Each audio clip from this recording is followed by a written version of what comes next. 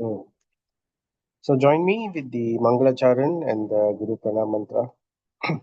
Om Jnanatirmirandasya Jnananjana Shalakaya Chakshorum Militam Yena Tasmai Shri Guruve Namaha.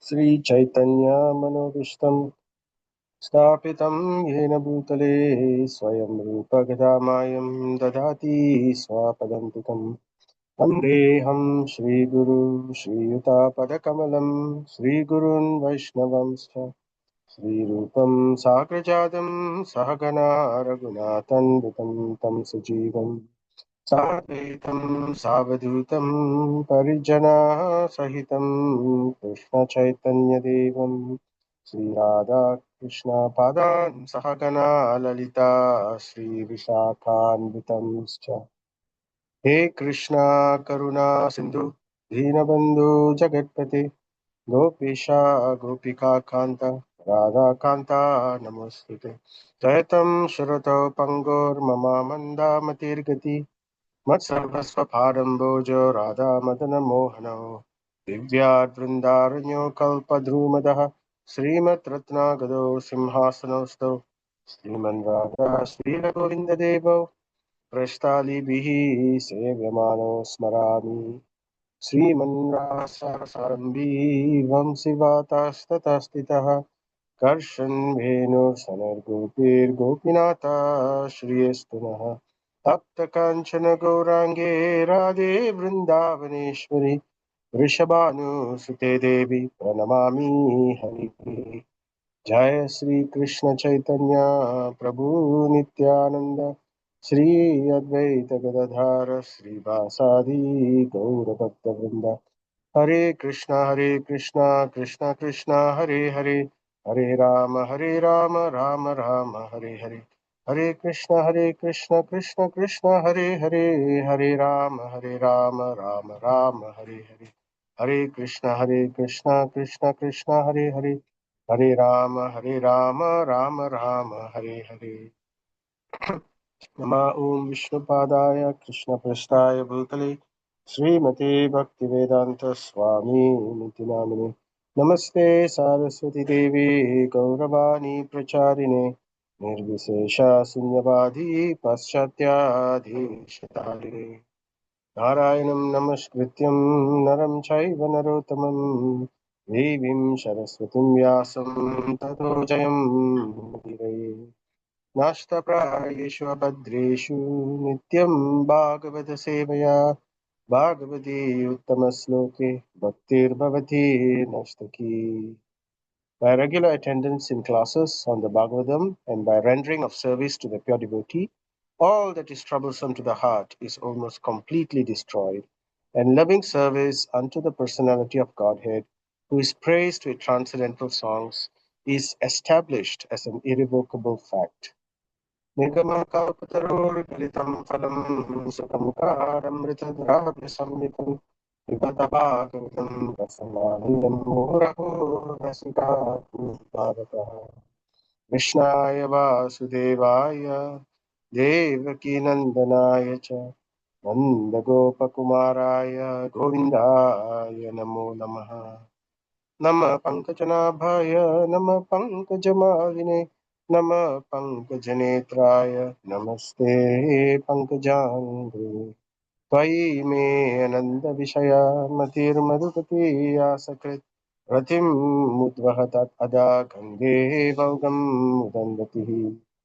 O Lord of sweetness, Madhupati, as the Ganga forever flows to the sea without hindrance, let my attraction be constantly drawn unto you without being diverted to anyone else. Nama Om Vishnupadaya Krishna Prasthaya Bhutale Srimati Bhakti Viknavinashana Rasamhaiti Namini Mukam Karoti Vachalam Pangam Langaitim Girim Yatkripa Tamaham Vande Sri Guru Dinatarinam Paramananda Madhavam Sri Chaitanyam Ishwaram Om Tat Sat. Right, so welcome everybody. So this is chapter 19, appearance of Śukadeva Gosvāmī. And this is the part 4 So hopefully this is the last session for this chapter. We'll try to complete it if we can. So before we continue, a bit of recap of what we have covered already for this chapter. So this chapter saw it began with how Maharaj Parikshit was preparing for his death. So a very somber and grave setting. So Maharaj Parikshit is ready to act. So basically what it talks about is it shows Maharaj Parikshit's acceptance of the will of the Lord. So we have already discussed before that the Lord uses his devotees, his pure devotees, in various ways. So simply to become an instrument, nimitta matram sabya sachin, Krishna tells Arjuna, right? So in this way, sometimes the Lord uses his pure devotees, and it is also a very sweet reciprocation. There are many, many purposes which are accomplished in one act. The Lord is very expert. Whenever he enacts something, whenever a particular situation happens to his devotees, it is always multi-purpose in its objectives. There are many, many purposes which are served. So it is simply the we have to learn to see with the eyes, so that it's aligned with the purpose of the Lord. We have to see the Lord's guidance. We have to see what is his desire for us. What is it he trying to teach us? So anyway, Maharaj Parikshit being an ideal devotee, so he immediately accepts that this is the will of the Lord, and he accepts this very easily, and he prepares for death. So we heard about how, so the word sadhu was mentioned before, how Maharaj Parikshit is taking this very much in a sadhu manner. So this is what differentiates sadhus from others. So reversals of life are a common factor to everybody in this material world. The moment we set foot into the material world, we definitely will have reversals in life. It's just like if you set foot inside a boat, a small boat into the ocean, you cannot expect not to become wet. Somehow or other, you will become wet. So either the spray or the waves. So in this way, we are all in this material ocean. So we cannot expect to be dry or without any material afflictions. So this is happens, and to enthuse us, and to many reasons. One is to enthuse us, devotees, of those who are aspiring, those who have faith, and it's to also set an example on the correct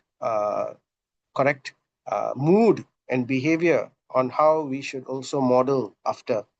So, and to do that, the Lord uses his pure devotees. So it was described how Maharaj Parikshit was very sadhu in his acceptance. And what did he do after that? Immediately he followed by renunciation. So this is one thing material reversals do. It helps us to detach from material things. So whenever situations happen to us in our lives, it can be a very powerful tool to help us to detach against material nature if we take it in that mood. So Parikshit Maharaj also showed the example. Immediately he gave up his kingdom, his power and strength, and his entire treasury. And what did he do? He dedicated his life, and towards the service of Mother Ganga, to come to the banks of Mother Ganga. Prayam Amritya Nadyam Seveta. So to serve Seveta Amrita Nadyam, the rivers of immortality. So he came, and then he sat there by the banks of the Ganges. And what did he do? Krishnangri Sevam Adi, to serve the lotus feet of the Lord. In other words, to engage his mind and his consciousness fully into the lotus feet of the Lord. So this is what he did. This is how Maharaj Parikshit prepared for death. And then while he was doing this, there all the great sages in the universe, they all came. The sages congregated, and we heard how Maharaj Parikshit received them, right?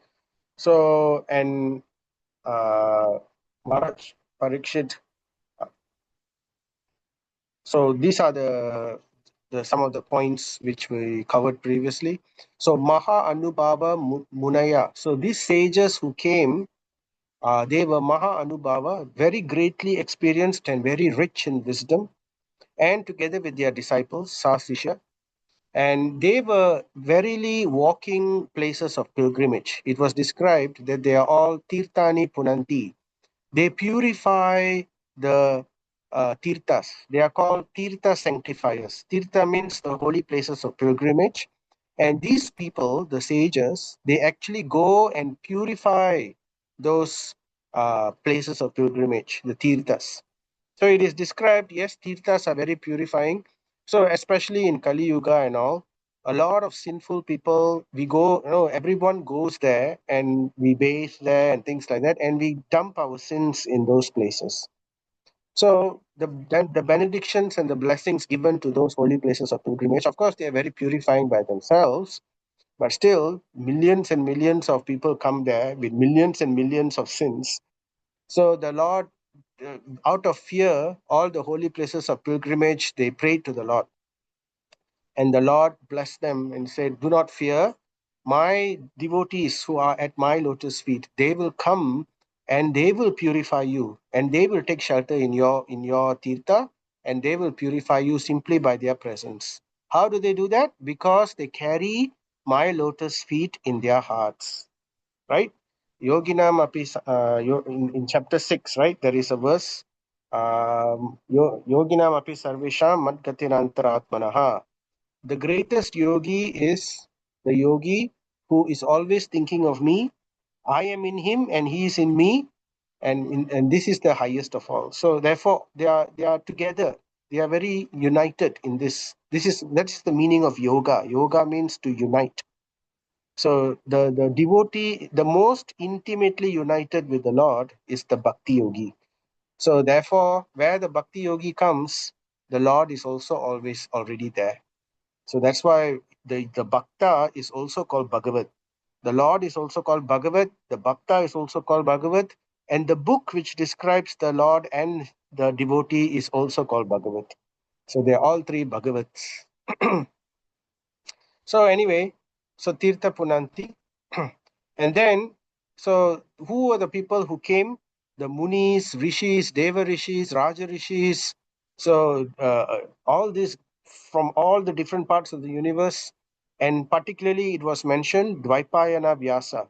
So Vyasa is the original author of Srimad Bhagavatam, and he is the author of he compiled all the Vedic scriptures and literatures. He's a literary incarnation of the Supreme Lord himself, Satyavesh Avatar. And the great personality Narada, the guru of Vyasadev, Lord Narada Muni. So Narada Muni also is known as Bhagavan because he is so intimately connected with the Lord. Therefore, he is also referred to as Bhagavan. So pure devotees who are very intimately connected to the Lord, just like how devotees are also called Bhagavat. Therefore, pure devotees who are very intimately connected to the Lord are also called Bhagavan. So sometimes in Srimad Bhagavatam, you will also see how Narada Muni is also referred to as Bhagavan, how Lord Shiva is also referred to as Bhagavan, right? But still, Krishna is Parama Purusha Bhagavan. It is the Parama Purusha Bhagavan, the supreme enjoyer Bhagavan. So we should know the still that is a distinction. All right, so all these great personalities came. And what did Parikshit Maharaj do? Immediately he received them. So this is in line with proper behavior of etiquette. So he viewed them as his guest, Atiti Seva. So immediately he got up, he bowed his head to the ground, offering a seat, offering sweet words of welcome and gratitude. So these are all compulsory in dealing with guests, right? So he did all these things, and we heard how, with a very respectful manner, respectful by humility. So Parikshit Maharaj showed his great respect and venerance to all the sages who came to see him by displaying his humility, uh, by projecting it. So how did he do that? Immediately he stood up. He stood up, standing with folded hands. So, humility can be projected in different ways, with body language, with words, right? With expression. So in this way, Maharaj Parikshit showed by his body language, he immediately stood up out of respect and standing with his folded hands. So then what did he do?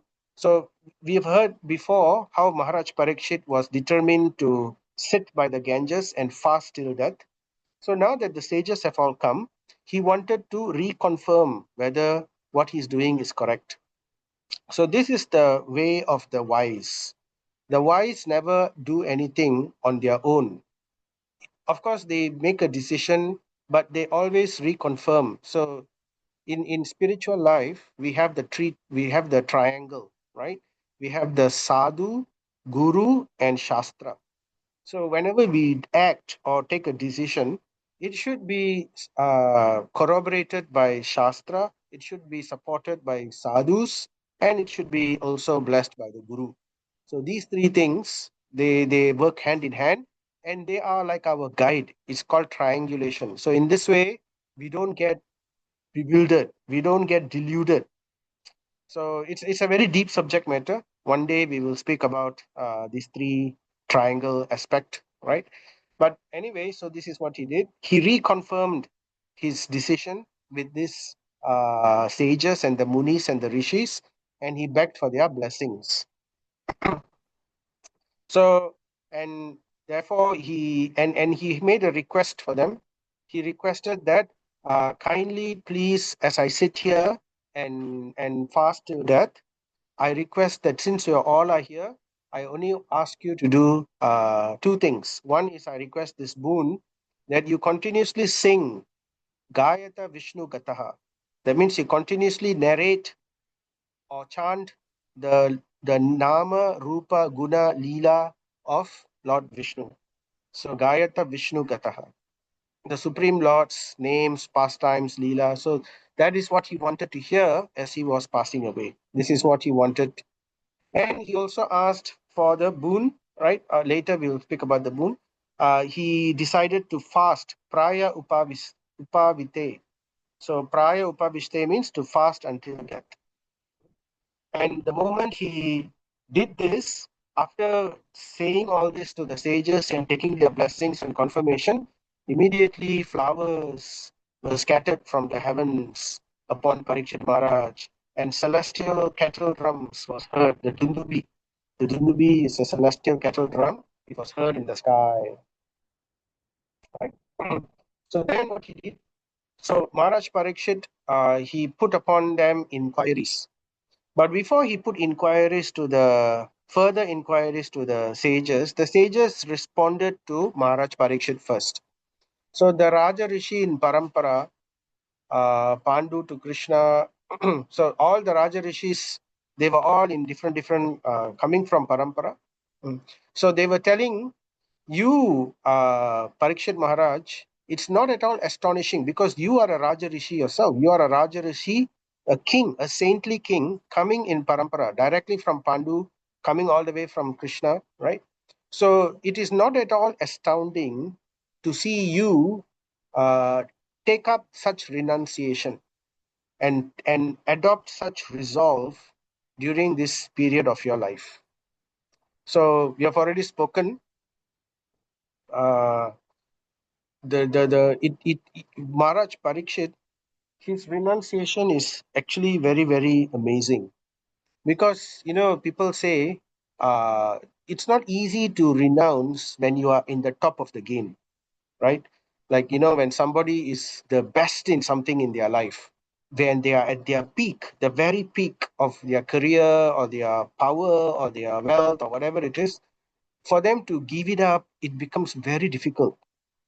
What to speak of, of course, if somebody is not so, but they are attached because they are in the peak of it, so it identifies very strongly with them.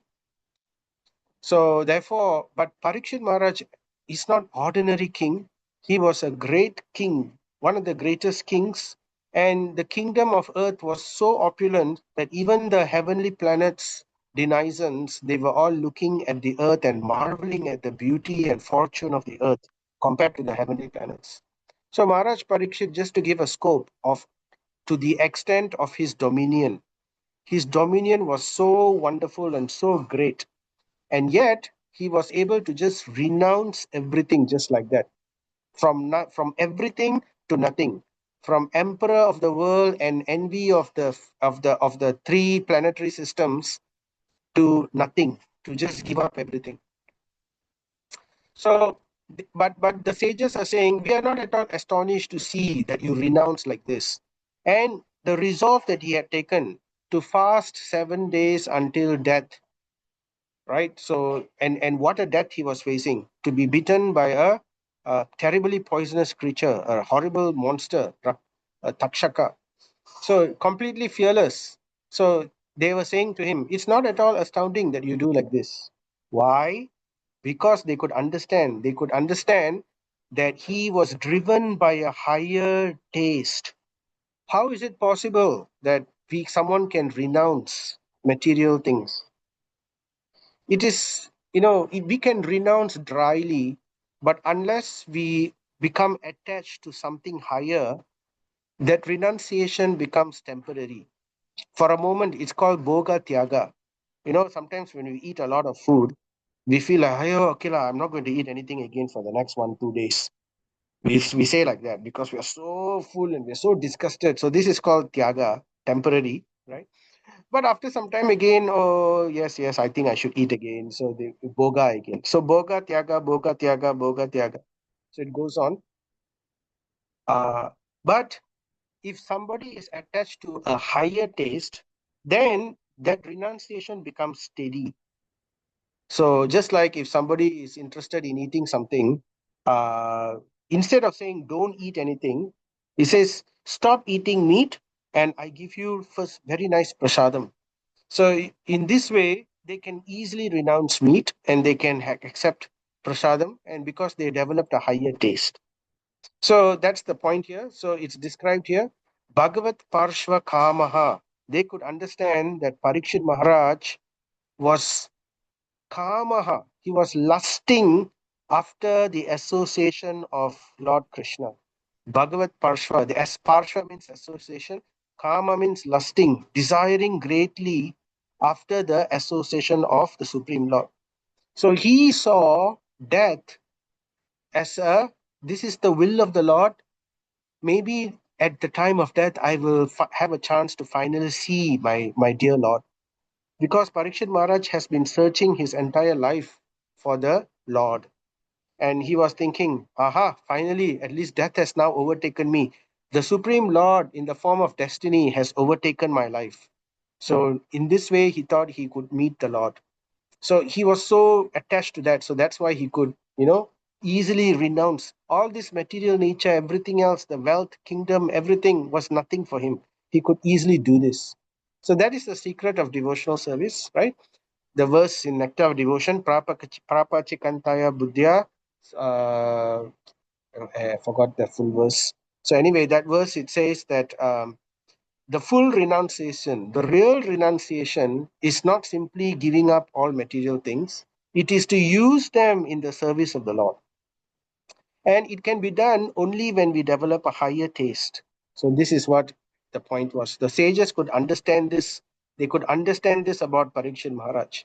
Anyway, that's why they came in the first place. They wanted to see this departure, this great setting of what's going to happen. So they mentioned that also. They announced, they said, we have all come here to witness your departure. We will await the Bhagavata Pradhana, the great devotee of the Lord, for him to return to the topmost spiritual world. We will wait for that to happen. So just this is one of the greatest events in the universe, the entire universe. For a soul within for a jivatma within this material creation to go back to the spiritual world, not just the spiritual world, to the highest planet in the spiritual world, to the highest position in the spiritual world, to go back to Goloka Vrindavan, it is not an ordinary feat. It is a great occasion. So everyone comes to take to. It's like they want to be a part of that. so that they will also benefit from just simply being a spectator or being one of the persons within that assembly. So that's the reason all of them have come. We know Paramatma in their hearts have pushed this understanding to them, that they know that something great and momentous is about to happen. Some of them knew exactly what was going to happen, like Narada Muni, Vyasadev. They could see the future, right? So they know. So, and only desire was Charitani Vishnu. So after saying this, they waited, and Parikshit Maharaj also didn't waste time. He continued to take advantage of the association of these devotees. All these sages and munis and rishis, they've all come. He didn't just ignore them. He continued to take association of them. How to take association of them? By putting, of course, he served them by receiving them and everything. But after that, he put questions. His only desire was Charitani Vishnu. He wanted to hear more and more Charita, right? Charita, in Malay we say Charita. He wanted to know more and more about the Lord, his pastimes, his leelas. And then he specifically asked this question: tell me of the unalloyed duty. Please tell me the unalloyed, the pure duty of everyone in all circumstances, and specifically of those who are just about to die. So Prabhupada has already, we spoke about this in our previous session. So when it's very significant that these two are put together, everyone in all circumstances, and specifically those who are just about to die. So basically that practically means everyone. Because the fact is, we cannot guarantee we are going to be alive in the next few minutes or whatever. Anything can happen, right? Like an aeroplane can suddenly fall in on our houses and then explode, like what happened in the medical college in India, in Ahmedabad. So anything can just happen. So every day we take risks. When we enter into the car, we drive, it is all a risk, right? Everything is a risk. So anything can happen at any time, in any situation. So practically everyone is just about to die. So that is the understanding. So it's just a matter of time. For some people, it may be a little bit longer. For some people, it may be a bit shorter. So, what is the duty, the pure unalloyed duty of everyone, in other words? So, this is how he put the question. And as he put this question, at that time, a very special personality arrived on the scene. So, this was the arrival of Srila Śukadeva Gosvāmī, right? So, we heard about this. We stopped here in our previous session. So, to continue now, this is the verse 1925. So at that moment, there appeared Bhagavan Vyasaputro, who traveled over the earth, disinterested, anapikshaha, and tushtaha nija labha. So anupiksha means disinterested, completely disinterested, and tushta means completely satisfied. So the understanding is this Sukadeva Goswami, we have already described about him a little bit in the earlier chapters of Srimad Bhagavatam. If you remember the birth of Sukadeva Goswami, how he was born, immediately he was born as a 16-year-old boy. He grew up immediately. So he didn't want to come out from the womb of the mother. His mother was, Vyasadev's wife. I forgot the name of Vyasadev's wife. But anyway, he didn't want to come out from the womb because this Sukadeva Goswami was a liberated person. Even before he was born, he was liberated soul. So actually, there is a story behind this. He came due to the reason of a curse. Actually, it's not really a curse. It's a transcendental Leela, pastime of the Lord.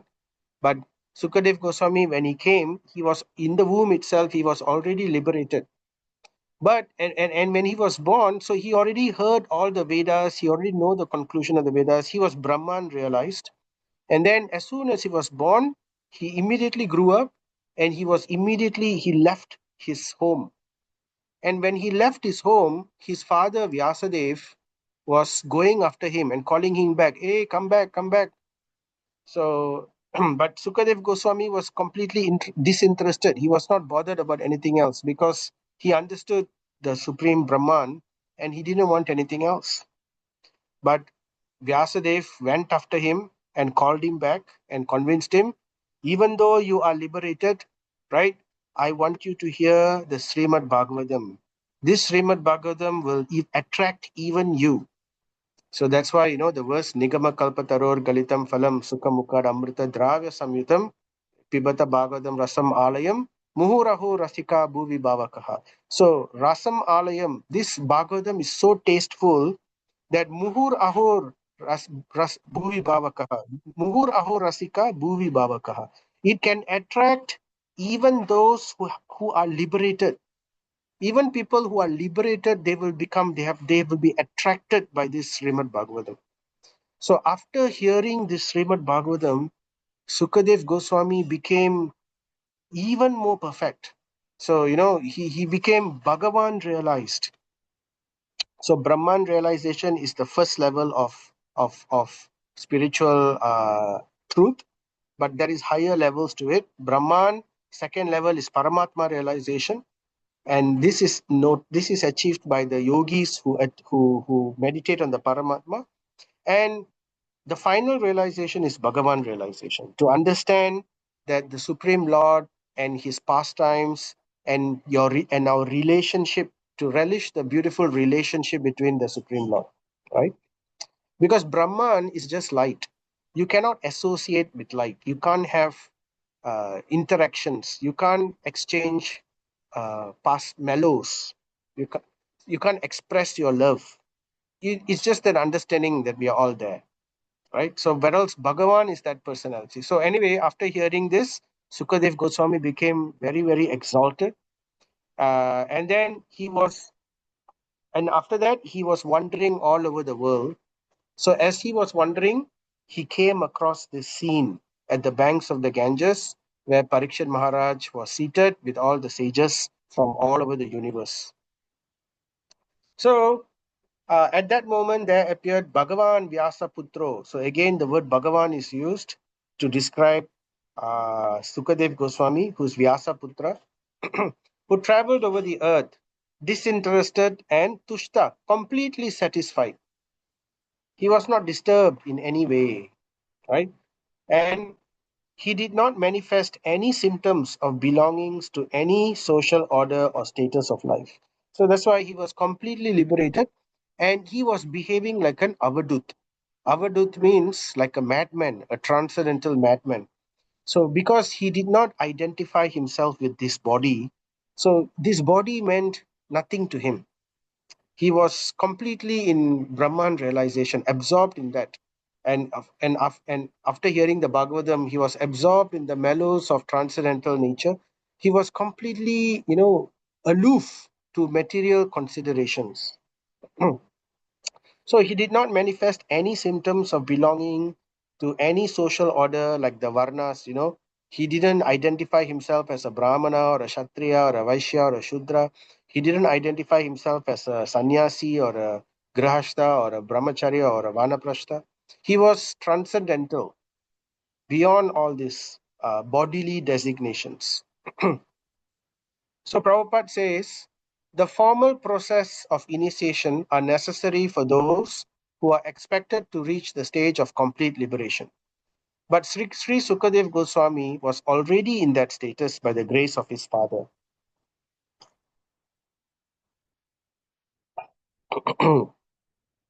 So, in spiritual life, there are two stages. The first stage is before liberation. So, before liberation, like all of us, we take up spiritual life for purification and to improve and to fine tune our consciousness so that we can attain liberation. But it doesn't end there. So after liberation, what is the next step in spiritual life? Liberation is not the end of the story. It is just the beginning of real bhakti, of pure bhakti, right? in chapter 18 Bhagavad Gita, Brahma Bhuta Prasanatma. So after attaining the Brahman realization, that is when the real pure devotional service actually takes place. Until then, it is simply practice of purification.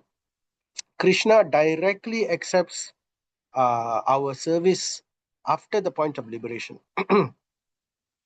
So, Prabhupada, anyway, so therefore, what we do in our beginning process in this stage of Vaidhi Bhakti, so we have Vaidhi Bhakti and Bhava Bhakti. So, Vaidhi Bhakti is before liberation and Bhava Bhakti happens after liberation. And the perfection of Bhava Bhakti is Prema Bhakti. So, anyway, within Vaidhi Bhakti, or in other words, uh, devotion in regulation or in practice, it's called. So we have many rules and regulations to follow, which helps us to forcibly purify us from and to detach us from material nature. So amongst these processes, one of the process or the first process is called initiation. So therefore we take these steps. But for Sukadeva Goswami, he doesn't have to take. Indeed, Sukadeva Goswami was not initiated. He left his house before even becoming initiated. But he received siksha, he received instruction. So that is, in one sense, you could say initiation, right? He received instruction directly from his father, Vyasadeva. He was instructed on the Srimad Bhagavatam. But anyway, so in this way, he left without receiving the Brahmana thread. So therefore, he was transcendental to these three, the ashrams and all. So the verse continues, he was surrounded with women and children and in the Avaduta Veshaha. So Avaduta Veshaha means he was like a madman. He didn't care for his body. His hair was long and everything. He didn't care about his appearance at all. So he was dead to the surroundings. But he was still surrounded by women and children. They were all following him wherever he was going. So why is that? The verse will let us know in the next few verses. So the reason is this Sukumara. Kumara means young boy and a young man, right? It's like a teenage, like that. And Su means very beautiful. So it's like Sudharma or very, very nice. So when you add the word Su in front, like Bhadra means auspicious and Shubhadra means very auspicious. So this Sukumara, a very, very beautiful, very auspicious boy, was only 16 years old. His legs, hands, thighs, arms, shoulder, forehead, and the other parts of his body were all charu. Charu means attractive and very beautiful, and Sujata. Sujata means very delicate, very distinct, delicate and fine features. So in all, he was very, very attractive. His eyes were beautifully wide, and his nose and ears were highly raised. So these are the standards of beauty according to the Vedic scriptures, right? Eyes were beautifully wide, and his nose and ears were highly raised. He had a very attractive face, and his neck was well formed and beautiful like a conch shell. So, when somebody says your neck is like a conch shell, that is considered a very big compliment. So this is the Vedic standard. So you can see the conch shell is very beautifully curved and it has lines and markings. So it's like the neck is like that. So Prabhupada describes a respectable personality is described beginning with the legs. So in this way, his legs, hands.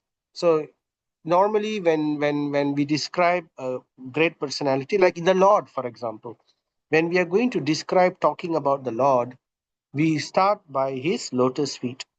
That's why Srimad Bhagavatam Canto 1 and Canto 2 is called the lotus feet of the Lord. So we don't jump straight to the face of the Lord.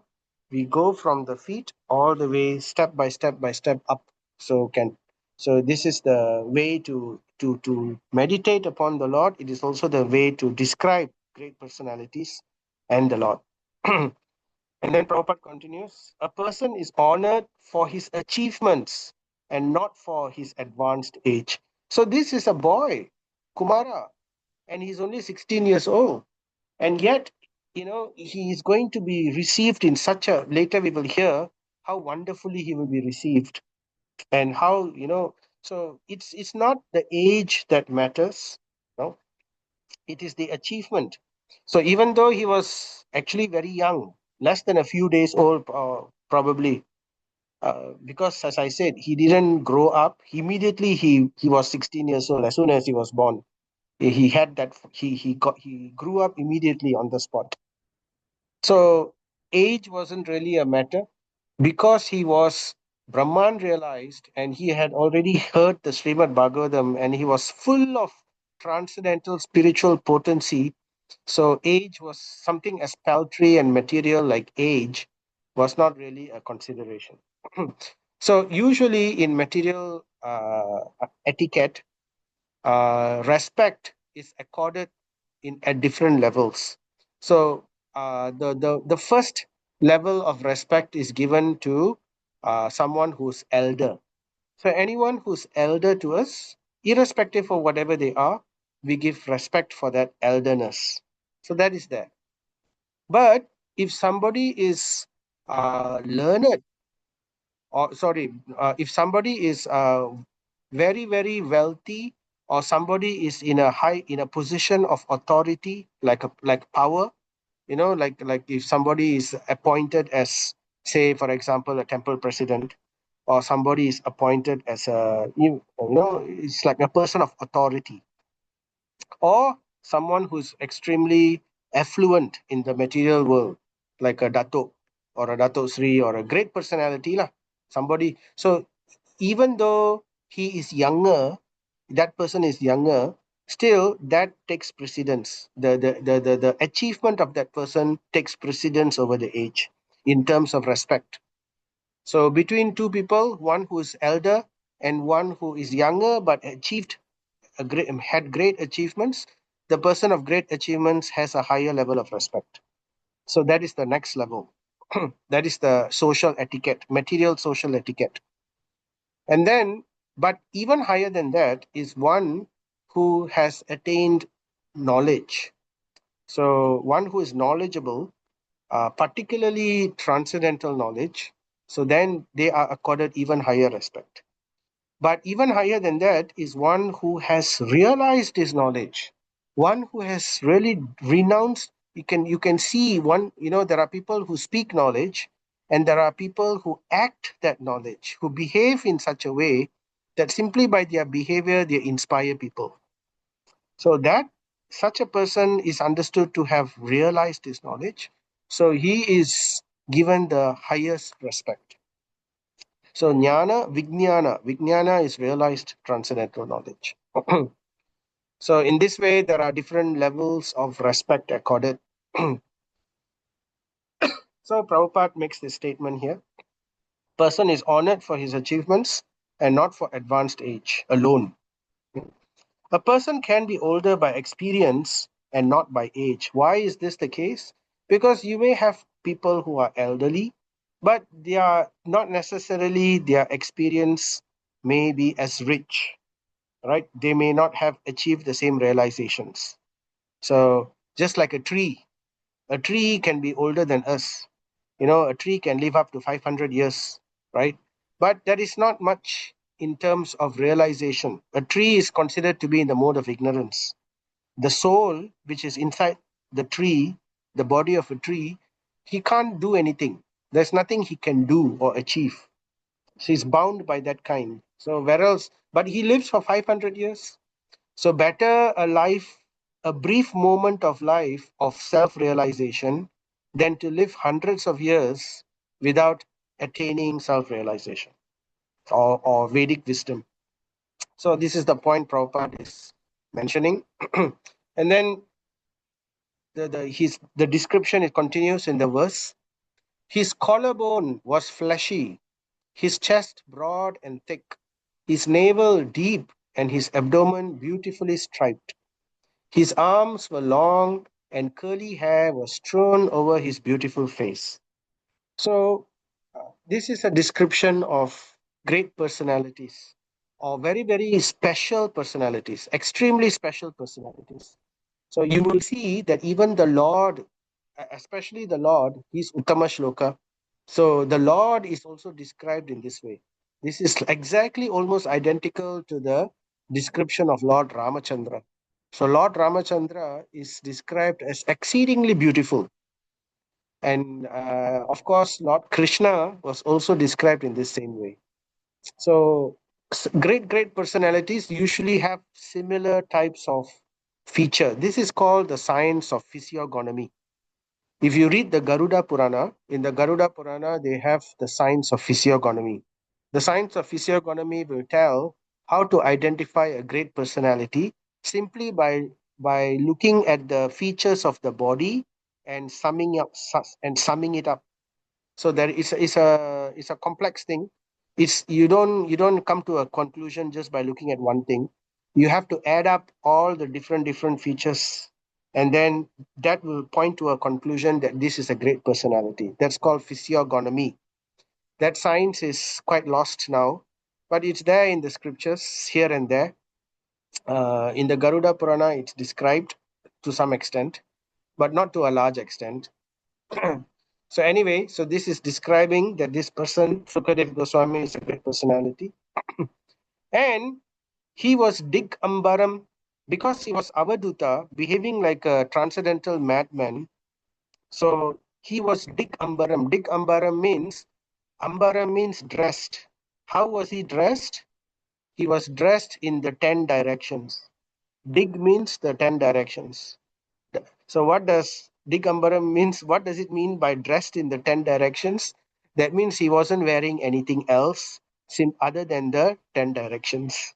So he was naked, in other words. So, and the hue of his body reflected that of Su Amara Uttama.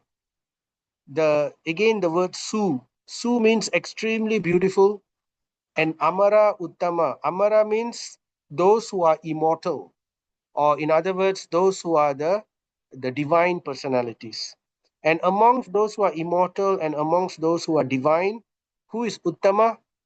Lord Krishna is also known as Uttama Sloka, right? That ultimate personality which is described in the Vedic scriptures. So this denotes Lord Krishna.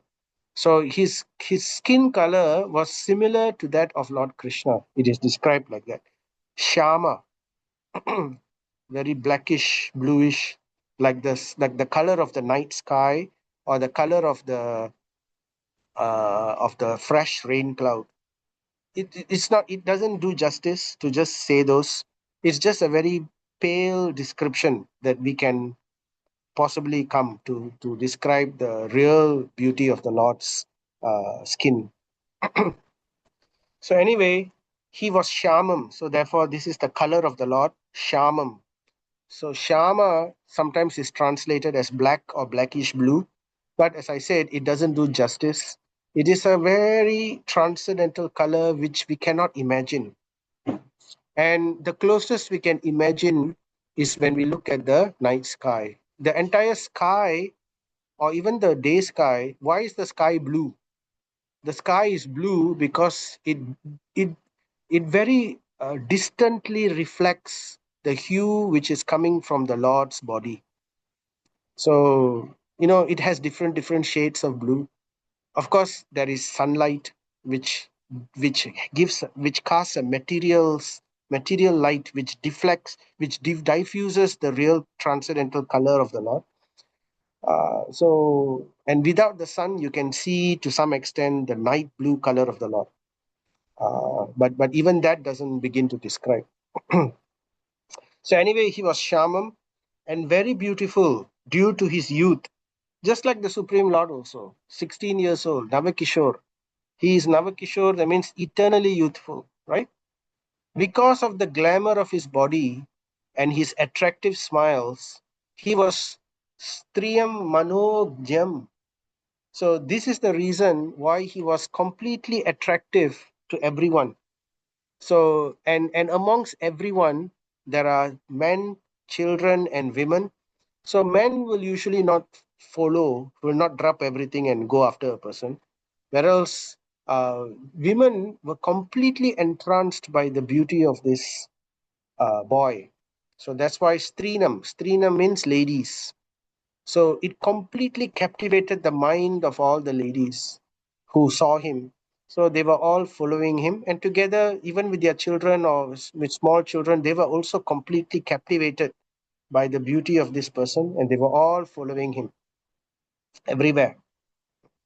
So though his glories were hidden, so nobody knew about the glories of this Sukadeva Goswami, because remember, he's a stranger. He just came to this assembly, right? So nobody knew the glories. He was hidden, but the great sages present there were all Lakshana Jnaha. Jnaha means knowledgeable. Knowledgeable of what? Knowledgeable of Lakshana. Lakshana is the description of the science of physiognomy. Simply by looking at our Lakshana, at our bodily features and our behavior, the poise, the word is poise. Simply by the poise and in the features of the body, they can understand the glories of that person. So it is a subtle science. It is there in the scriptures. Nowadays it's lost to some extent, to a large extent, but it was there in those days. So these sages, they were all, they are also very great personalities. So simply by looking at this features of this boy, they could understand that he was a very great personality. The effulgence and all that, they could just, there was no effulgence which was described, but it was there. But simply by the features, they could understand what kind of person he is. So what did they do? And immediately they started rising from their seats. They wanted to honor him, just like how Parikshit Maharaj honored the sages by rising and standing, right? So all the other sages also stood up and rose from their seats. But Prabhupada describes in his purport, not all the sages. Some sages did not rise, and they were very few. So they were Vyasadev, the father of this boy, right? He didn't have to rise. And the guru of Vyasadev, Narada Muni.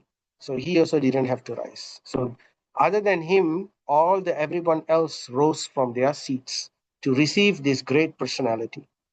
So Prabhupada says there it is. So Prabhupada says everyone except Srila Vyasadeva and Narada and a few others, they stood up. So Vishnu Rata, who is Vishnu Rata? Parikshit Maharaj, the one who is protected by Lord Vishnu. So Vishnu Rata immediately bowed down his head before him with all the limbs of his body. That means Ashtanga Dandavat.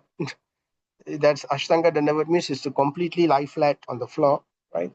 So that is for men, with all the limbs of the body, to receive the chief guest, Sukadeva Goswami. So he was honored as the chief guest. Why he was the chief guest? Even in the presence of Narada Muni and Vyasadeva himself. So that we will describe later. So there is a backstory, because the Sukadeva Goswami, he's not an ordinary jiva. Although he was born to Vyasadeva, right? Initially, I mentioned that he was already Brahman realized, but actually, he came from the spiritual world directly. There was a specific pastime and a lila. Sukadev Goswami came from and not just from any he didn't just come from any spiritual world, not in the other Vaikuntha planets. He actually came from the Param Dham, from Goloka Vrindavan itself. So that's why he's a very, very special personality. So another time we will speak about his backstory. So anyway, he was received in this way. At that time, all the ignorant women and boys ceased following Srila Sukadev Goswami. So, of course, they were following him, I mentioned, right? But when they came across this great assembly of transcendental stages and everything, they became shy and they became abashed. They came to their senses, right? And they stopped following Śukadeva Goswami and they left.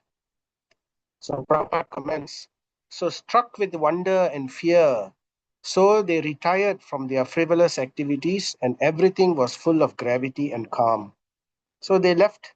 So it was no longer frivolous, nothing playful about this anymore. So in this assembly of the great transcendental sages of the entire universe, right? So you can just imagine, in an assembly where all these people were there, what kind of gravity, what kind of, solemnity was there in that assembly. So they left. So those who were not serious, they just left. And the verse continues. So receiving respect. So who's reciting this verse? Who's saying all these verses? It is, remember, this is a conversation given by taking place in the Naimisharanya forest between Suta Goswami and the sages headed by Saunaka Rishi. So it is Suta Goswami who's narrating this incident. So receiving respect from all, pujitaha, worship. Pujita means, literally it means worship and respect. So receiving respect from all, Sukadev Goswami took his exalted seat, Maha Asan. So he was given the exalted Asan, Maha Asan. Even though his father Vyasadeva was there, but that is not a problem, right? Even Prabhupada, he will sometimes request his disciples to give class and he will sit down and listen. But still, the etiquette is one has to take permission. So the acharyas describe that Sukadev Goswami did take permission from Narada Muni and from Vyasadeva. And in this way, he was given his asan, Mahasimhasana. He was glorified as the person, the topmost personality in that assembly. So why? Again, because he came from the spiritual world. He came from Goloka Vrindavan itself. Actually, Sukadev, the word Sukha means parrot. Śukadeva, the parrot like. So just like a parrot, he was able to repeat Srimad Bhagavatam. But he was not an ordinary parrot. Mm. He actually was a parrot in the spiritual world. And not just an ordinary parrot, he was a parrot in Goloka Vrindavan. And he was a parrot of Radharani, of Tulsi Maharani. I'm not sure whether it's Tulsi Maharani or Radharani. But and as a parrot in that assembly, is in that relationship, he was privy to all the closest relationships that was taking place between Radharani and Krishna. So therefore, this parrot is not an ordinary parrot. But there was a Leela which happened, and apparent cursing happened in that Leela. And in that way, Sukadev Goswami came down. This parrot, Sukha, he came down to earth. And in this way, he took this position. So the Lord uses everything for a purpose. So Sukadev Goswami was used by the Lord for this purpose. To what is the purpose? The purpose is to give Srimad Bhagavatam. So the words emanating from Sukadev Goswami would become even sweeter. So although Vyasadeva was the one who narrated Srimad Bhagavatam for the first time in the material world, but it it was actually even sweeter when it came from Sukadev Goswami. That's why, Nigama Kalpataror Galitam Phalam, Sukamukat Amrita Dravya Samyutam. So after tasting the relishable fruit of the Vedas, which is Srimad Bhagavatam, just like a parrot, when a parrot eats a fruit, like a mango, let's say the king of fruits, mango, Indian mango.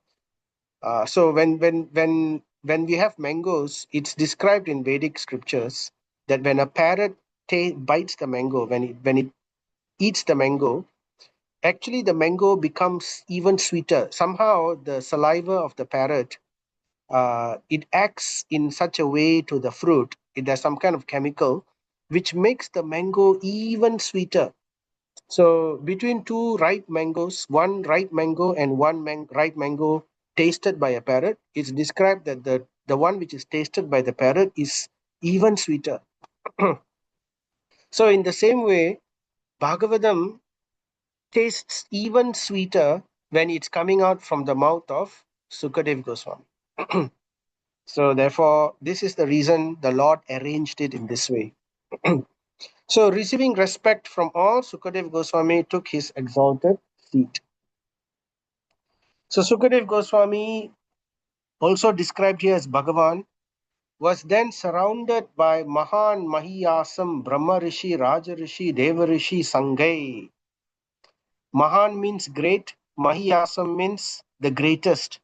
So the greatest of the Brahma Rishis, the Raja Rishis, the Deva Rishis, they all associated around him. Sangai means association. So they all sat around him, right? Immediately they took his association.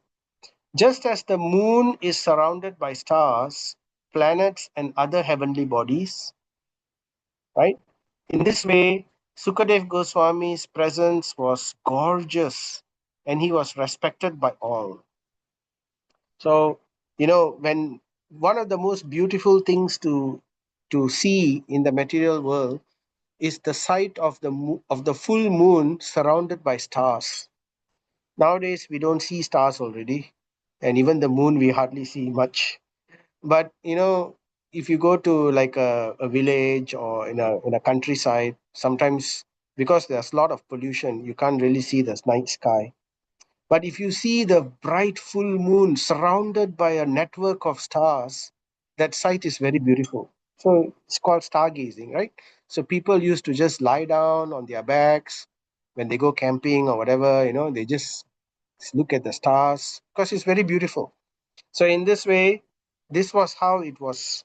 Sukadev Goswami surrounded by the moon-like Sukadev Goswami, surrounded by the star-like personalities. So Prabhupada says, Sukadev Goswami was not known as a brahmachari. It's not known as a Brahma Rishi, Raja Rishi, or Deva Rishi. So he wasn't a Rishi, nor was he an incarnation like Narada, Vyasa, or Parashuram. And yet, he excelled them in respects paid. So, this means that the devotee of the Lord is more honored in the world than the Lord himself. So, Sukadev Goswami was very, very advanced. He was, as I said, he was a close associate of the Lord, being a parrot from the Goloka Vrindavan, right? So he was not an ordinary personality, and therefore, due respect was given to him in this assembly. And then we have this verse: Prashantam Ashinam Akuntamedasham Munim Nirko Bhagavato Abhyupetya Pranamya Murdanavahitaha Akritanjalir Natva Gira Surantaryan Vaprehat. So the translation: the sage Sri Sukadev Goswami, Nirpo Bhagavato, this is referring to Sukadev Goswami, right?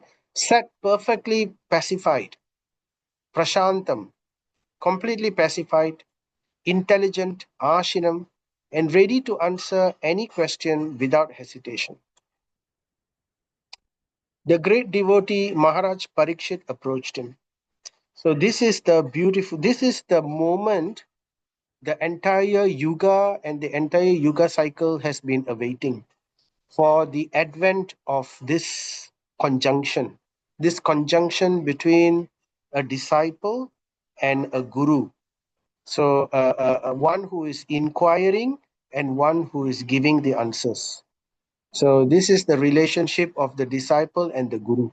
So we will hear, and what will happen when such an inquiry and such a in such an assembly an inquiry is made. Nectar will flow, and that nectar is Srimad Bhagavatam. So the great devotee Maharaj Parikshit approached him in this way, And what did he do? Pranamya Murdana. Parikshit Maharaj bowed down his head. Murdana means head. Pranamya means to offer obeisances. He put his head down on the floor. Avahitaha, properly, in a proper manner, full of etiquette. Krita Anjali, with folded hands, with full respect. Natva Gira, with polite words. Sunrithaya, in a sweet voice, right? Not in a harsh way or in a challenging way.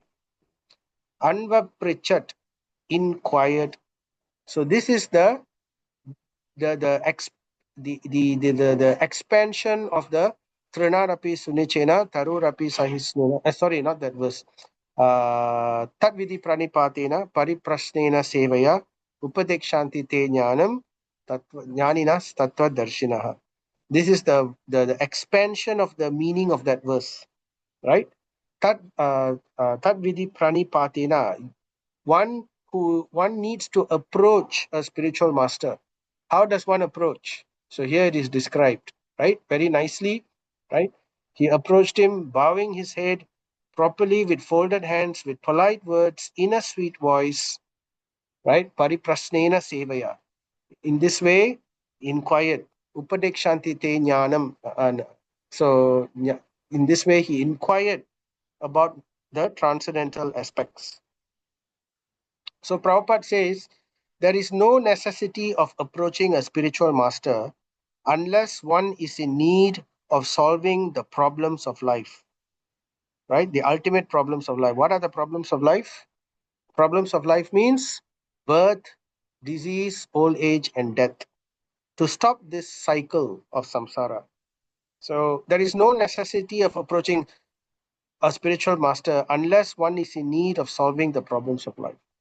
One who does not know how to put questions before the spiritual master has no business to see the spiritual master. So this is the real purpose of meeting the spiritual master. There are only two things one should be doing when one is associating with the spiritual master. One should either be serving him or one should be putting questions, inquiries in this way. There are different people and there are different ways people can ask questions. Nowadays we have, in modern age, the students don't have any respect for the teachers anymore. So they sometimes ask in a challenging way, in a sarcastic way, in a way to trap the person. Sometimes they ask trick questions, or simply to trap the person. So, or in a very disrespectful manner, so this is all very demonic. So the proper way is shown in this, otherwise it will not bear fruit.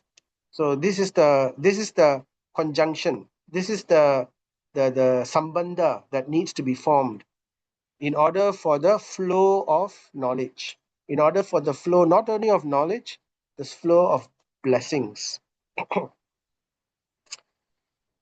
So, in other words, also, this relationship between the guru and the spiritual master, the guru and the sishya, the disciple, is not a frivolous thing. So, sometimes, people take guru for various reasons. Oh, I'm being forced to take a guru. Oh, people, there is a peer pressure, there is a management pressure, or that pressure, whatever pressure, KPI pressure. So that it should never, never be the reason to accept a guru, right? Or simply, it's cool to accept a guru. It's modern. People say, to accept a guru is like joining a spiritual club. Let's take a guru. It's like a fashion statement. Everybody has a guru nowadays. Why don't you have a guru also? Be like us, cool. So it is not a fashion statement, right? One has to be serious, sincere, sincerity and seriousness. Sincerity and seriousness. These are the two actual reasons why somebody accepts a guru.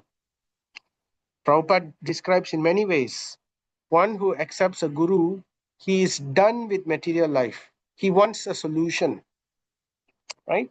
So that is the point. So it's a serious thing. You can see the assembly. This is to show the gravity of this. It's not a, an assembly where someone jokes. Sometimes people come to hear spiritual discourse simply as a means of entertainment. Their motive is to get entertained. Oh, I will go and hear this person's class because this person gives a lot of jokes. He tells a lot of jokes, and we can laugh and laugh. So that is not the purpose of hearing spiritual of hearing spiritual matters. Our purpose has to be clear. We want to make advancement. We want to understand spiritual points. We want to see what it can help us. How can the mercy flow? So this is the real purpose of it. So the verse continues. The fortunate king Parikshit said, "Oh Brahmana, by your kripaya only you have sanctified us." So he's continuing the same theme, the theme of how kurvanti, tirtha kaha, the pure devotees of the Lord purify even places of pilgrimage. They are like the walking places of pilgrimage. So the same point which was initially mentioned by Yudhishthira Maharaj to Vidura in the earlier chapters of Srimad Bhagavatam, and again repeated in this chapter in the reception of the sages coming here by Parikshit Maharaj. And now Parikshit Maharaj is again repeating the same point to Śukadeva Gosvāmī. O fortunate King Parikshit, the fortunate King Parikshit, Mahabhagavan Parikshit, he's saying, "O Brahmana," although Śukadeva Goswami is not a Brahmana, remember we were saying he doesn't identify with anything, but still Parikshit Maharaj could understand that he was Brahman realized. So anyway, he still refers to him as Brahmana. Oh Brahmana, here the word Brahmana means Brahman realized. By your mercy only, Kripaya, by your compassion. Kripaya literally means compassion. By your compassion only, you have sanctified us. How did he sanctify? By coming to this assembly, simply by his presence, right? By your compassion, you have sanctified us. Why compassion? Later we will explain in the next following verses, right? So, by your compassion, you have sanctified us, making us like unto Tirthakaha. So, simply by you being here, we have obtained the benediction of being in a place of pilgrimage. So, we should understand this is the real purpose of pilgrimage.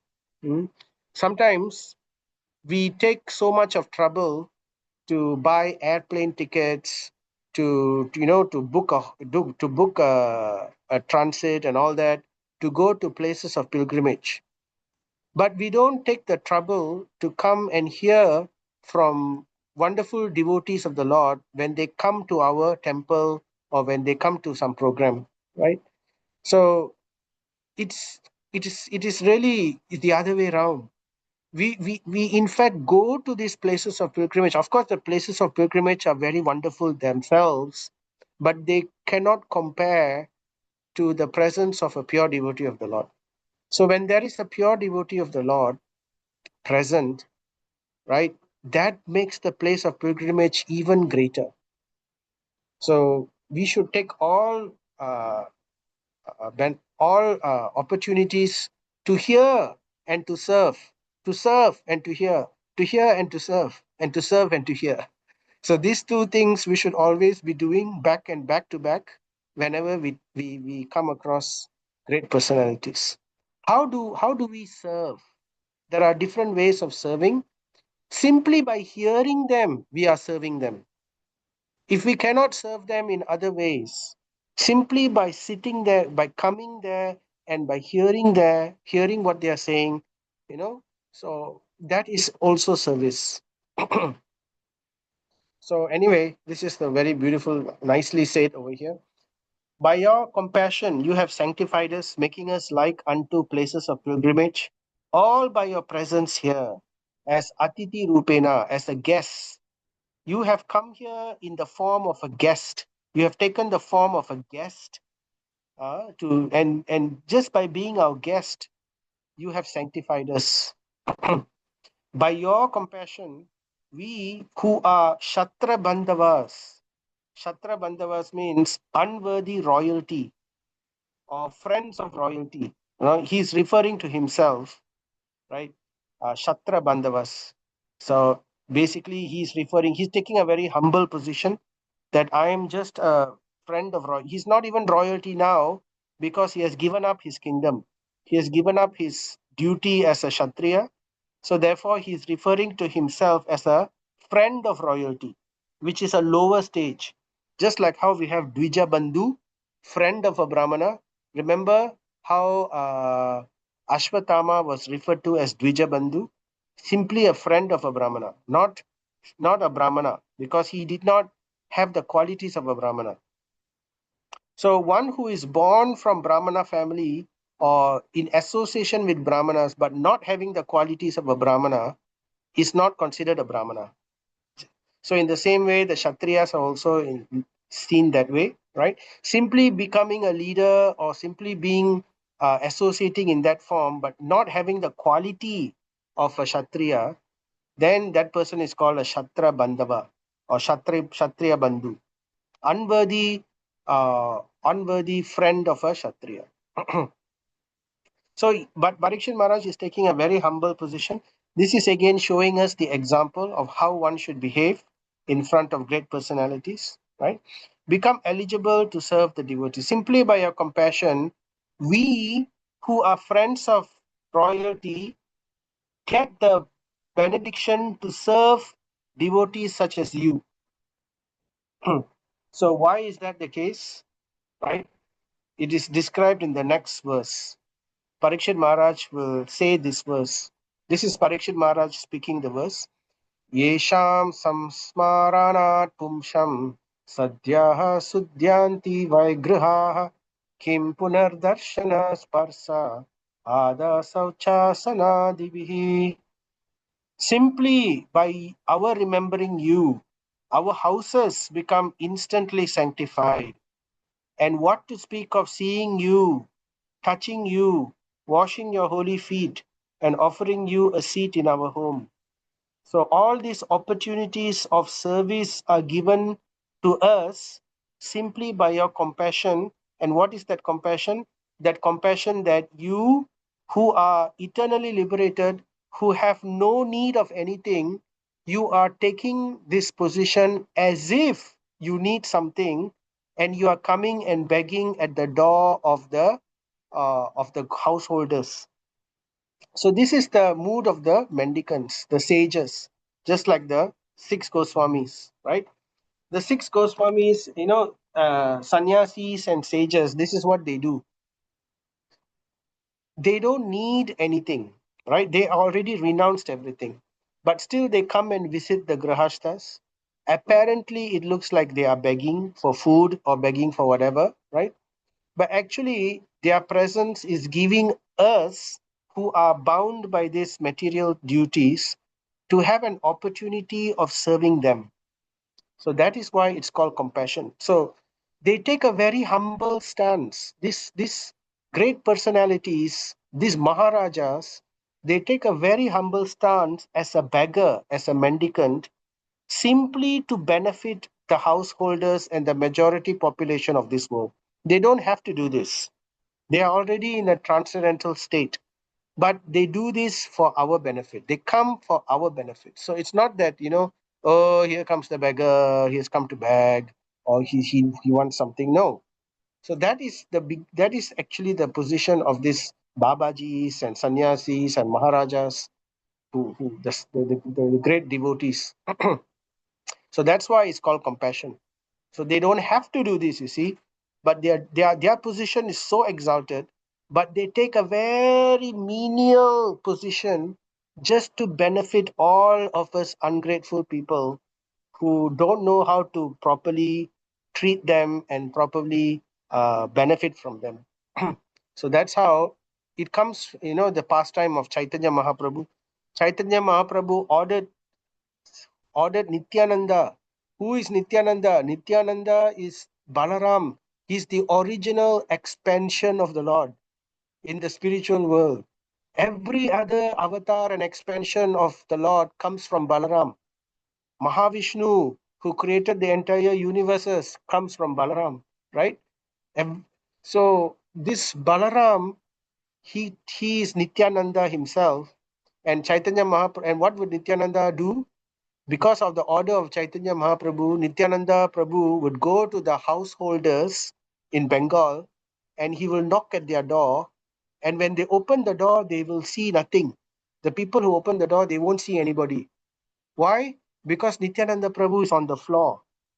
He's fully prostrated, touching their feet and begging them, please chant the holy names of the Lord, because Chaitanya Mahaprabhu has ordered them. So taking in this way, right, the gurus are all expansions of Nityananda Prabhu. You know, the Adi Guru is Balaram, and Nityananda Prabhu is non-different from the Adi Guru.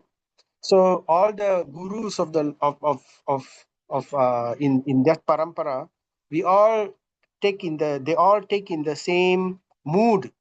So become very humble. They come, they come, they travel. This is the reason they travel. They go everywhere to give this opportunity to everyone, so that somehow simply by seeing them, one gets so much of credit. What to speak of touching them, serving them, washing their holy feet, and offering them a seat in their house and inquiring from them. So this is all very, very fortunate. It creates great spiritual sukruti in our heart. So important point, important verse in the Srimad Bhagavatam. So Prabhupada gives extensive purport here. It is said that sinful persons go to the holy places and leave their sins there to accumulate. But the presence of the great saints disinfects the accumulated sins, and thus the holy place continue to remain sanctified by the grace of the devotees and the saints present there. So that's the thing. The great personalities are always attracted to the saintly pastimes of the Lord. So because they are always attracted to the saintly pastimes, they are always there. They always want to come there. So there always will be some saintly personalities over there. So like that, so I'm just showing you pictures here. So Prabhupada continues, the only aim of such saints is to sanctify the houses of the householders. And the householders, therefore, should feel grateful when such saints and sages appear at their door. So this is the actual purpose of sannyas begging, madhukari, right? They go door to door begging simply to create an opportunity for their service. And sometimes there will be a conversation where transcendental pastimes or whatever, some kind of instruction they may give to each other.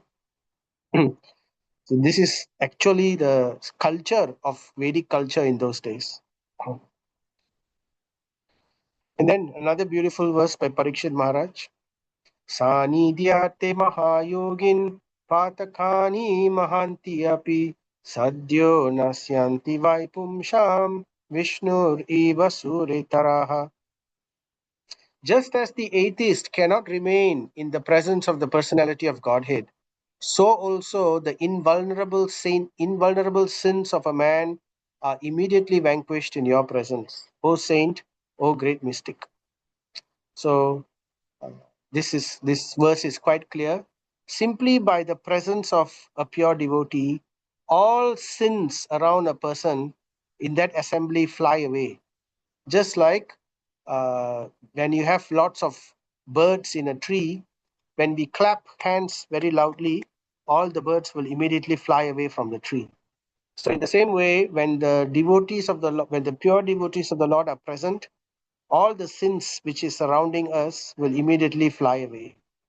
So Prabhupada describes, as soon as the personality of Godhead appears, by either his transcendental name, form, attributes, pastimes, paraphernalia, or variegatedness, the demon is at once vanquished. It is said that a ghost cannot remain as soon as the holy name of the Lord is chanted. The great saints and devotees of the Lord are in the list of his paraphernalia. As I said, they are almost like the Lord, non-different. They are also called Bhagavat. And thus, as soon as such Bhagavat is present, the ghostly sins are all at once vanquished. That is the verdict of all Vedic literatures.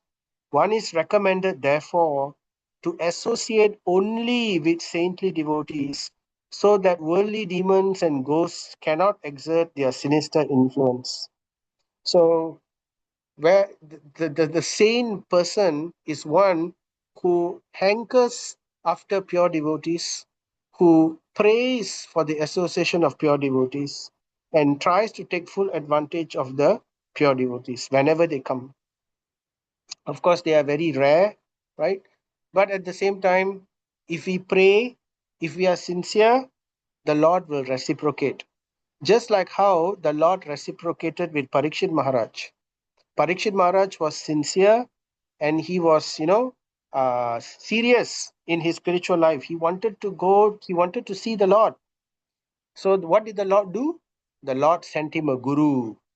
By the grace of Krishna, we get guru. How will we get the grace of Krishna? Simply by our sincerity and our, seriousness. So, and when we get the grace of Krishna, Krishna immediately will not show himself to us. He will send guru. So by the grace of Krishna, we get Guru, and by the grace of Guru, we get Krishna. So this is how Krishna puts us through the process of purification. So Guru takes that role to purify by his instructions. And it depends on the disciple. Disciple, if he takes it seriously, then the process works. If the disciple is not serious, even if the Guru is wonderful, then nothing can begin. Right? So as soon as a person, but still, of course, he gets lots of sukruti simply by being in the presence of the Guru.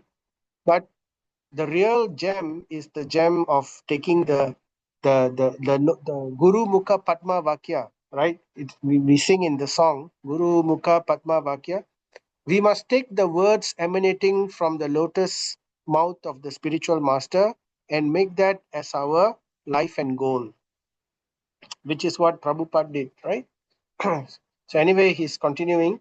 Prabhupada says here, yeah. So then come we have the next verse. The verse continues. Bhagavan Krishna, the personality of Godhead, who is very priya to Pandu Sutta, has accepted me as one of those relatives just to please his great cousins and brothers. So this is Parikshit Maharaj speaking continuously. He's saying Krishna, the personality of Godhead, who is very dear, priya to Pandu Sutta. Pandu Sutta means the sons of Pandu. Who are the sons of Pandu? The Pandavas. Yudhishthira Maharaj, Arjuna, Bhima, Nakula, Sahadev, right? So Krishna, who is very dear to the Pandavas, right, has accepted me as one of those relatives just to please his great cousins and brothers. So somehow Parikshit Maharaj is telling, somehow the Lord is part of my family member. By his great mercy, I have become one of his family member, right?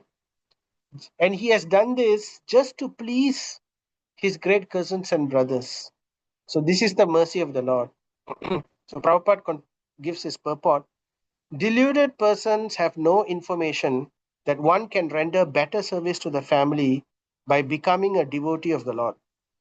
The Lord gives special protection to the family members and descendants of a devotee, even though such members are themselves non-devotees. So we can see by the example of Krishna, right?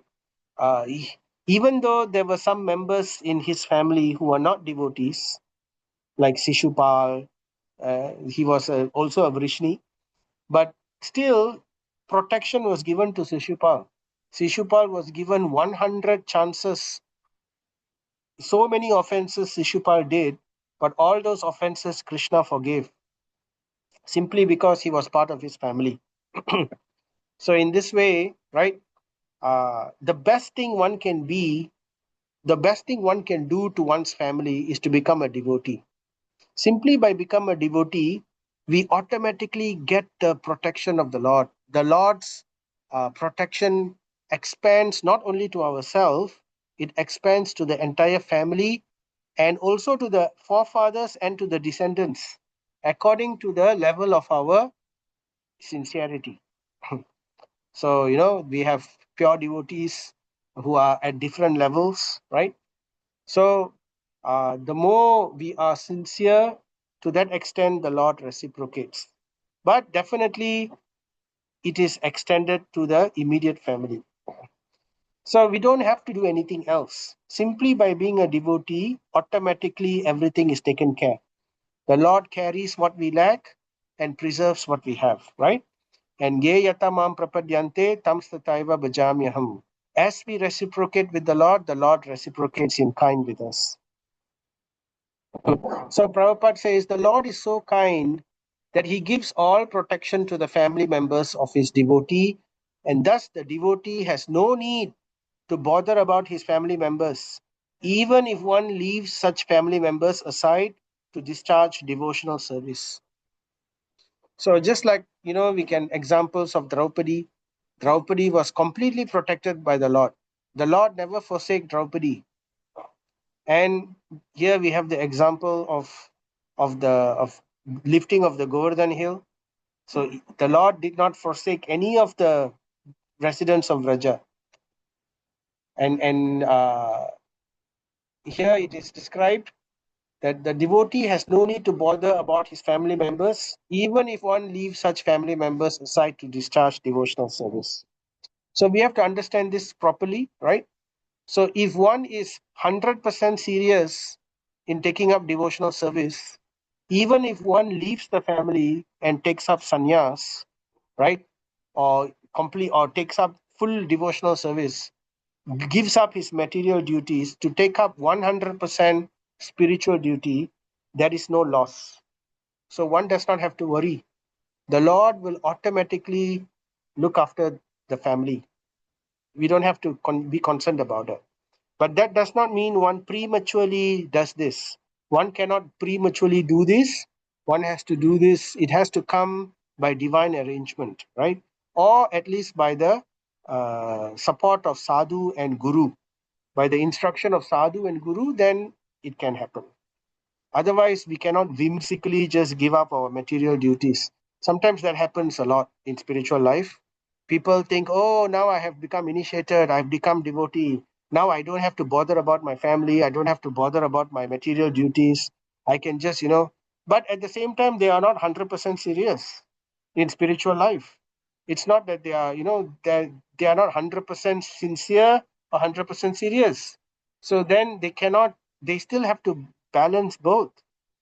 So material duties has to be balanced with the spiritual duties. Otherwise, we bear the brunt of it, right? The sinful reactions due to the neglect of material duties will come upon us, right? But if we completely surrender to the Lord, if we are sarvadharmam parityagya, if we have come to that position of sarvadharmam parityagya, then there is nothing to fear. Right? Sarva dharmam parityagya mam ekam sharanam raja. Mam, remember Krishna said mam ekam, only to me. That means you're not surrendered to money, you're not surrendered to your followers, you're not surrendered to position, you're not surrendered to fame or whatever it is. Only to me you're surrendered, right? Then aham tvam sarva papebhyo moksha ishami masuchaha. You do not have to fear anything. I will deliver you from all sinful reactions. But what's the condition? Only surrender to the Lord, nothing else. And complete sarvadharmam parityagya, completely rejecting everything, not even attaching to anything. Just like Draupadi over here. She completely surrendered to the Lord. Just like the Brajavasis, completely they were dependent on Lord Krishna. Right? But until we come to that position, we cannot neglect our material duties. We have to take it step by step, right? But sometimes in our lives, situations will happen in such a way that it will push us towards surrender to the Lord. Right? Just like in Parikshit Maharaja's case, right? He was doing his duty perfectly. But what happened? The Lord created a situation for him where it forced him to renounce everything, and because 7 more days to die, right? So therefore, what else is there? So that's the reason. Parikshit Maharaj was not neglectful. Look at the question he posed to the sages. What was the question he posed to the sages? He said, "What is my duty now that I'm now about to die?" So still he was focused on his on duty. Now he wanted to know the ultimate duty.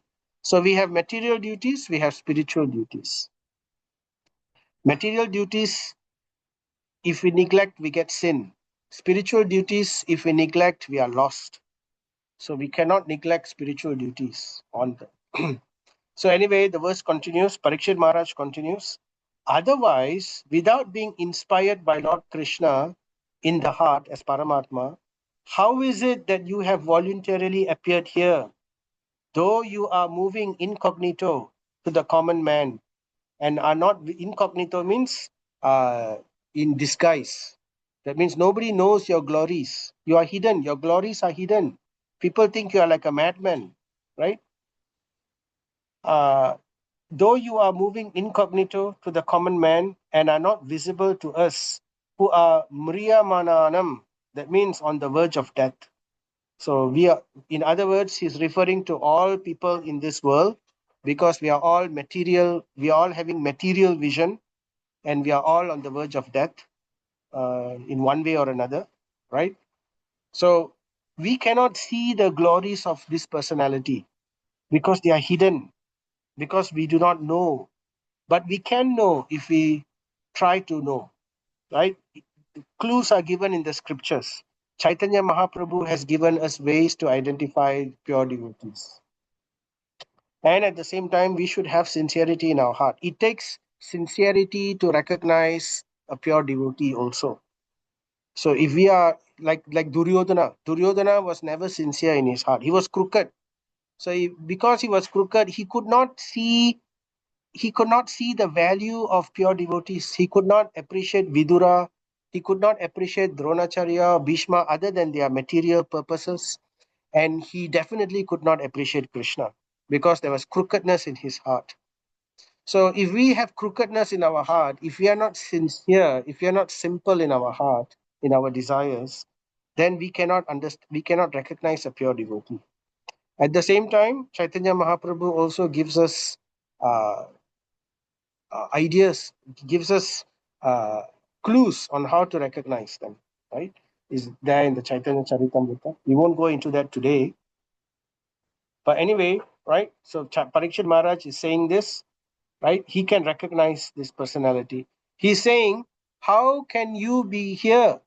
It is by your compassion and by Krishna's direct. First, he glorified him, saying, you are compassionate, you have come here just to benefit us, right? You are great and you don't have to do this, but you have come here anyway, just to give us a small opportunity to serve you and to inquire from you. And then he's glorifying Krishna. This Krishna, he's so kind that just because I happen to be part of his family member, in other words, I happen to be his devotee, Krishna considers anyone who is a devotee part of his family members, right? So we are the family of the Bhagavat. So if we take up the Bhagavat Dharma, Krishna is so kind, he sees us in that way. So therefore, Parikshit Maharaj is referring to all of us also. So Parikshit Maharaj is saying Krishna is so kind that he has come, he has guided you in your heart to come here. So that's why we say, by the grace of Krishna, we get Guru. So somehow the Lord has guided. So Prabhupada continues with his purport. One can achieve the nucleus of the devotional service of the Lord by the mercy of the spiritual master and the personality of Godhead. So it takes both. The spiritual master is the manifested representative of the Lord to help one achieve ultimate success. So that is the purpose of Guru. So Guru, right? Guru is who's Guru? Guru is one who instructs about Krishna Tattva, right? somebody who simply initiates and doesn't instruct is not guru. But some who instructs but doesn't initiate can still be guru, right? But ideally, one who also initiates and instructs. So in ISKCON, generally this is the what is being practiced, right? But this is not necessarily the case in the parampara. So anyway, as soon as a true representative of the Lord is met by a devotee of the Lord, the devotee is assured a guarantee for going back to Godhead just after leaving his present body. Very nice, Prabhupada's purport here. As soon as a true representative of the Lord is met by a devotee of the Lord, so here it means not simply meeting, but taking full advantage of that person, right? By inquiring and serving. The devotee is assured a guarantee for going back to Godhead just after leaving the present body. This, however, depends on the sincerity of the devotee himself. See, sincerity. The Lord is seated. How do we measure sincerity? Sincerity is seen by our endeavor. That's why Prabhupada says devotional service. Simply we say devotion, devotion, devotion, but it has to come with service. It shows our devotion. So chanting is devotional service, right? Shravanam, hearing, chanting, right? Remembering, serving. So this is all devotional service. This is all a measure of our sincerity. To abandon crookedness, durena hi avaram karma, buddhi yoga dhananjaya, Krishna tells Arjuna, keep far distant all abominable activities, crookedness, kutinati, diplomacy, right?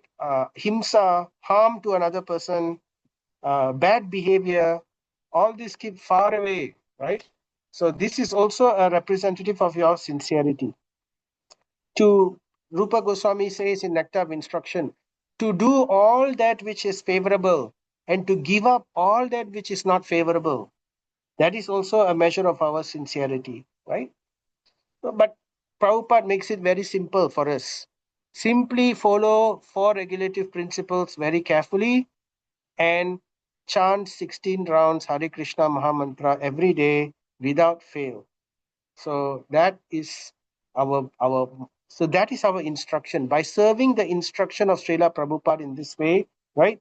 Then what Prabhupada says here, the devotee is assured a guarantee for going back to Godhead. The conclusion is that to get the assistance and help of a bona fide spiritual master means to receive the direct help of the Lord Himself. So if we get a spiritual master, that means we must understand we are blessed and favored by Krishna. Because it's not ordinary for someone to get a spiritual master, especially a spiritual master who is coming from a bona fide parampara representing Srila Prabhupada and following all the principles and very nicely situated. So we have to understand our bhagyavan, how fortunate one is to achieve this. So we should take advantage of this, right? You are yoginam. So Parikshit Maharaj continues. You are yoginam paramam guru. So what to speak of guru? You are paramam guru, the greatest. You are guru to all the greatest of the yogis. So guru also there are different levels, right? There is Kanishta Guru, Madhyam Adhikari Guru, and Uttama Adhikari Guru. Uttama Adhikari Guru is the highest level, right? And here, Parikshit Maharaj, of course, we should always go for the highest Uttama Adhikari. We should learn to recognize one who is transcendently situated as much as possible. But even then, a Madhyam Adhikari or a Kanishta Adhikari who is trying to follow Krishna consciousness seriously and sincerely, he can also be very, very beneficial. He or she can also be very, very beneficial to that person who is trying in spiritual life. So, like that, we can have many Siksha Gurus, right? So, we can hear from everyone. Even, in fact, in Srimad Bhagavatam, in later cantos, it will say how we can learn from everything, even the elements, even from fire, from the sun, how everything can be a guru for us, right? So in other words, we can have many Siksha Gurus. So he says, you are Yoginam Paramam Guru. I am therefore begging, Prichami Samsiddhim, very, very nicely begging you to show the way. So Prichami means begging, Samsiddhim, give me, right? Show the way of perfection for all persons and especially for Mriya Manasya, one who is about to die. So he is now, this is the beautiful verse, very synonymous with Bhagavad Gita's verse. In Bhagavad Gita, Arjuna will surrender to Krishna in chapter 2, right? He will say, he will accept Krishna as his guru. Karpanya dosho pahata swabhavaha prachami tvam dharma sammoda chetaha yat shreyashan nischitam bruhi tanme sishyasteham shadimam tvam prapannam. I am now a surrendered soul, completely to your lotus feet. Please instruct me. Same thing here. Parikshit Maharaj is saying the same to Śukadeva Gosvāmī, right? So please instruct me. I am now surrendering myself to you. So Prabhupada says, just bear with me a little bit more. It's getting late. I just want to finish this. This is the last chapter, the last thing in Srimad Bhagavatam, Canto 1. So I'll quickly finish it. A spiritual master is not a kind of decoration for a householder, not a fashion statement. Generally, a fashionable materialist engages a so-called spiritual master without any profit. The pseudo-spiritual master flatters and the so-called disciple to gain from them, right? And thereby both the master and his ward go to hell without a doubt. So we don't want cheating gurus, right? So, and it's not simply we accept guru for fashion. And then we have this beautiful verse, Yat Chrotavyam Ato Japyam, Yat Kartavyam Nirbhihi Prabho, Smartavyam Bhajaniyam Va, Bruhi Yat Va Viparyavam. Please let me know what a man should hear, should chant, should remember, and worship, and also what he should not do. So, very important. These are the types of instructions we can continuously again and again and again and again ask the spiritual master in various aspects, right? So he wants to know in his situation and representing all people in this world, what should we hear, what should we chant, what should we remember, and what should we worship, and also what we should not do. Please explain all this to me, right? So Parikshit Maharaj is asking. And then he says, "O Bhagavato Brahman, O great personality, O pure devotee of the Lord, it is said that you hardly stay in the houses of men long enough to milk a cow." So this is what mendicants do. You know, the sannyasis, the babajis, they just wander, travel from place to place, and they never stay in any place for long. So that is their rule. So like that, we have this song, the Sat Gosvāmī Astakam. In the Sat Gosvāmī Astakam, it is described how the 6 Goswamis, right, Rupa, Sanatana, Jiva, and all of them, they don't even stay in the same tree. Every night they are wandering from one place to another place in Vrindavan, and they don't even stay in the same, they don't sleep in the same, under the same tree also. Every night they change. So that is very extreme. But we have, devotees like this who travel constantly. They have taken the vow of sannyas or, Babaji Vyasa, and like that they go. So this is called the Parivrajaka, one who travels constantly. And they do this because they don't want to develop attachment or create attachment. So therefore, they don't stay for long.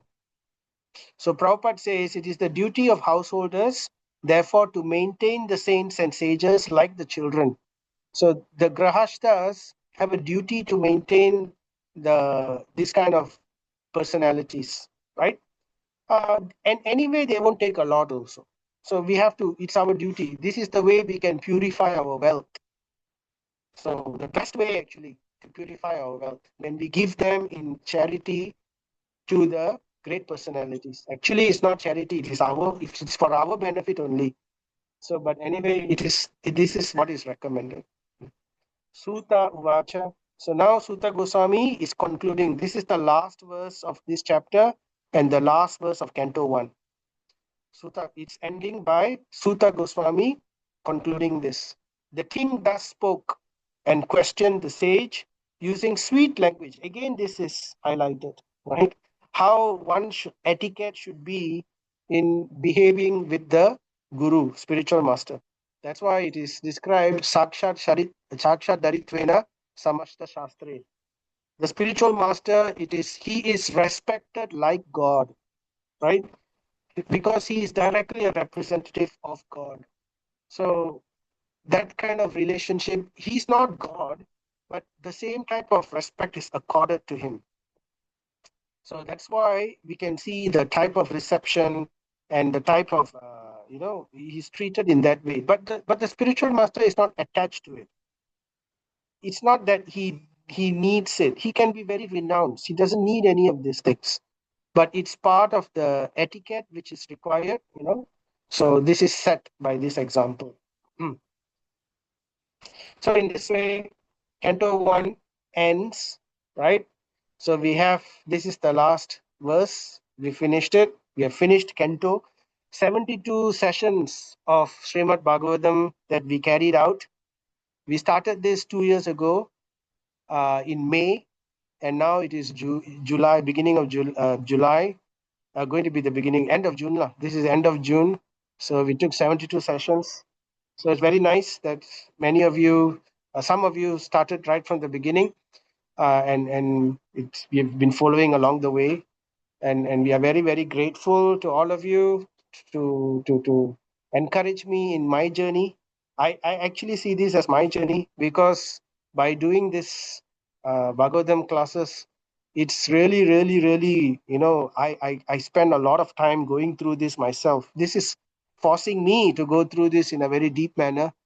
So for me, this is the greatest study that I am doing. And thanks to all of you and your encouragement. So yeah, so we've come to this. So next session, 2 weeks time, we will start with Canto 2. So this is the summary of these chapters. I will go through these things again in the next session. So today I will end this. It's getting late. So let us stop by reciting Jai Sri Krishna Chaitanya Prabhu Nityananda Sri Advaita Gadadara Sri Vasadi Gaura Bhakta Vrinda Hare Krishna Krishna Krishna Hare Hare Hare Rama Rama Rama Hare Hare Hare Krishna Krishna Krishna Hare Hare Hare Rama Rama Rama Hare Hare Hare Krishna Krishna Krishna Hare Hare Hare Rama Rama Rama Hare Hare. Right, so any questions or anything that you'd like to ask or clarify? Hare Krishna Prabhu. Hare Krishna. Well, that was a wonderful class. Now, I have a final question for this Canto 1. Prabhu, the appearance of Śukadeva Goswami, it so happened during Yasa was conducting Srimad Bhagavatam class to Parikshit Maharaj and some other sages assembled in the assembly. Yes? Okay. Why all of a sudden Śukadeva Goswami appear immediately after his appearance? And he grew up 16 years old boy. He appeared and everybody honored him. In Kali Yoga, it's not possible to recognize somebody immediately. Spiritual world possible. But everybody in the assembly, the sages, and Narada Muni, everybody they recognized Śukadeva Goswami and he gave him a yasa to sit and was start listening to him. How is that possible, Prabhu? Yeah, so we were describing that in the earlier part. So this is because of the science of physiognomy. Physiognomy is the science simply by looking at the body and the poise. Poise means the way he carries himself, and also by the bodily features. Like there was a description given here, how his eyes, his nose, and everything. So simply by looking at these features, it's not just one or two features or three features. It is an aggregate, a summation, a collection of all of these features. You must tick all the box. So when you tick all the box, then the conclusion is, oh, because of this, this is a very, very great personality. So that is the understanding. So this science of physiognomy is described in various Vedic scriptures. It's there in Ayurvedic scriptures. It's also there in Garuda Purana. If you read Garuda Purana, there is a few chapters there which talk about the different bodily features of human beings and how to understand who is auspicious and who is inauspicious. And but again, as I said, it takes a lot of intelligence to make a conclusion on this. A lot of conflicting points, but these sages were all experts in physiognomy. They are lakshana jnana. That means they were very knowledgeable in lakshana. To understand simply by looking at a person, they can recognize who is a great personality. So when Śukadeva Gosvāmī was walking, he had all the signs of a great personality. So just by seeing them and looking at it, they could understand that, oh, this person is not an ordinary person. This person is super, super great personality. Because by all, just like, we have astrology. In astrology, by looking at the position of the various planets and the various stars, we can understand that this is a great personality. So in the same way, the body also has different features. By the arrangements of all the various features, they can come to a conclusion that this is a great personality. So that's how they could understand, Prabhu. Okay, Prabhu. Oh, that's the reason why in Srimad Bhagavatam 1:1926, 1:1926, it is quoted, a person is honored for his achievement and not for his advanced age. A person can be older by experience and not by the age. Yes. Was it because of this physiology? No, so that's the understanding. So as I mentioned this earlier also, there are four things in which we respect people. We respect people because of their age, someone who's elder than us, and we respect people because they have position or power or wealth, and we respect people because they are learned, and we respect people because they have realized that knowledge. They are showing that in their example. So these are the four things. So although Śukadeva Goswami was a young boy, 16 years old only, right? So as soon as they saw him, they know that by the physiognomy, that this person is, by the lakshana, this is a great personality. So they didn't have any inhibitions in their heart to give respect to a 16-year-old boy. Because if one doesn't know, some societies, they only respect age. They don't respect anything else.